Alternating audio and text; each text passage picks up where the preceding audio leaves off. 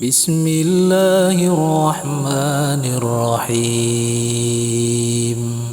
Ada Imam Ghazali, Imam Syekh Abdul Qadir Jailani. Ya. Kenapa Salafi tidak ikut ajaran Imam Ghazali dan Syekh Abdul Qadir Jailani? Antum udah pelajari belum?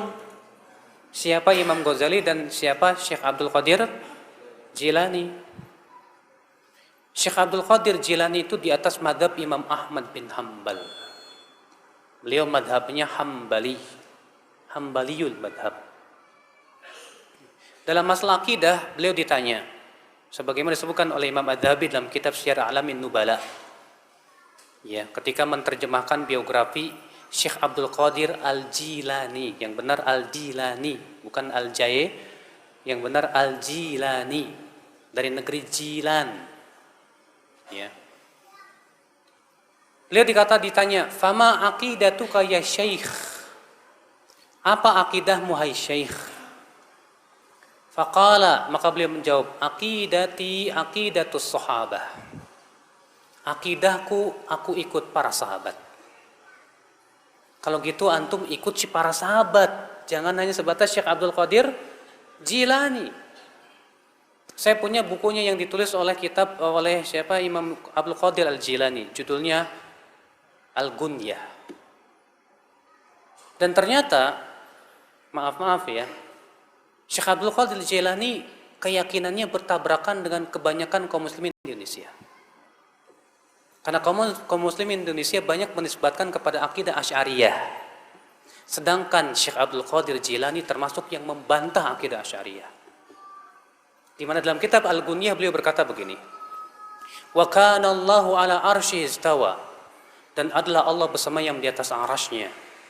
Wala yuqal kama taqulul asy'ariyah, dan tidak boleh dikatakan seperti yang diucapkan oleh kaum Asy'ariyah, bi annallaha fi kulli makan, bahwasanya Allah di setiap tempat. Jelas, kalau antum enggak percaya silahkan rujuk kitab Al-Gunyah tulisan Syekh Abdul Qadir Jilani. Tegas di situ beliau mengatakan begitu. Saya pernah, Pak, maaf saya di salah satu kiai di kampung saya, dia mengkafirkan saya. Hanya saya berkeyakinan bahwa Allah bersemayam di atas arsy. Kata dia, Ustadz Badrul Salam itu kafir. Masa dia mengatakan bahwa Allah bersemayam di atas arsy? Ya. Saya bilang, kalau gitu kenapa Bapak tidak mengkafirkan Syekh Abdul Qadir Jilani?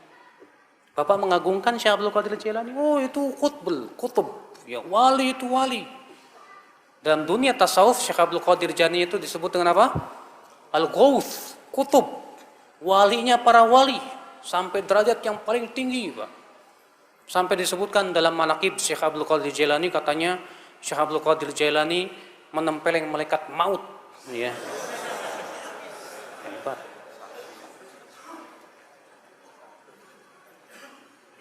Kita katakan, "Taib, Anda menghormati Syekh Abdul Qadir Jailani?" Syekh Abdul Qadir Jailani mengatakan Allah bersemayam di atas arsy. Kenapa Anda tidak kafirkan sekalian? Inilah, ya akhi, memang kita harus membuka pemahaman kepada masyarakat siapa hakikatnya Syekh Abdul Qadir Jilani. Dan Syekh Abdul Qadir Jilani itu hidup setelah imam yang 4. Makanya disebut bahwa beliau di atas fikihnya dalam masalah madhab, beliau madhab Imam Ahmad bukan Syafi'i beliau, tapi Hambaliyul madhab. Ya.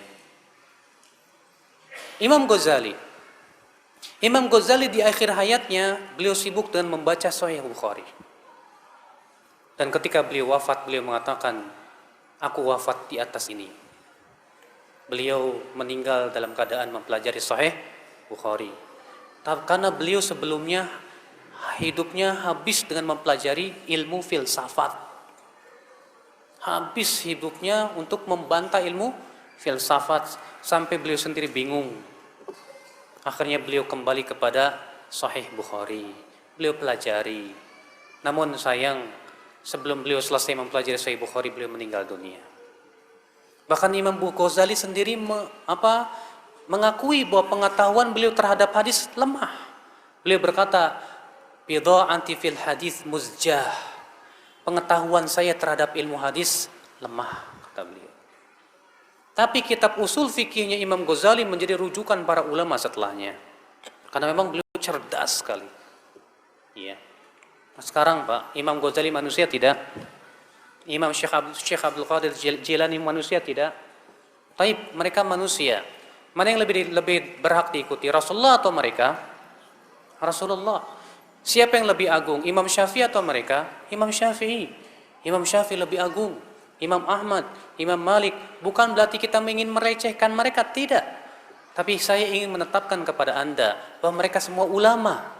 Ulama tidak lepas dari kesalahan. Kita menilai ulama itu kalau sesuai dengan Al-Quran dan hadis. Kalau tidak sesuai, ya kita tidak ikuti. Makanya kalau Anda berkata, kenapa kamu tidak mengikuti Imam Ghazali? Saya tanya, Imam Ghazali ikut siapa? Kalau Anda berkata, Imam Ghazali ikut Al-Quran dan hadis, taib. Ya, kita pun sama-sama ikut Al-Quran dan hadis. Kalau pendapat Imam Ghazali sesuai dengan Al-Quran dan hadis, kita terima. Kalau tidak, kita tidak terima. Ya. Demikian pula Syekh Abdul Qadir Jilani.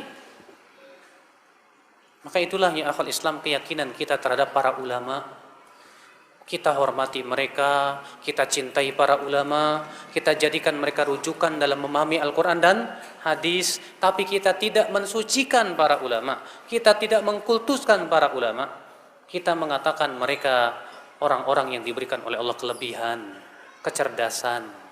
Namun kalau mereka berselisih pendapat, kita lihat mana yang paling kuat dalilnya. Kesalahan kaum muslimin Pak, ketika terjadi perselisihan ulama, berdalil dengan pendapat ulama. Padahal kata para ulama, pendapat ulama bukan dalil untuk ulama lain.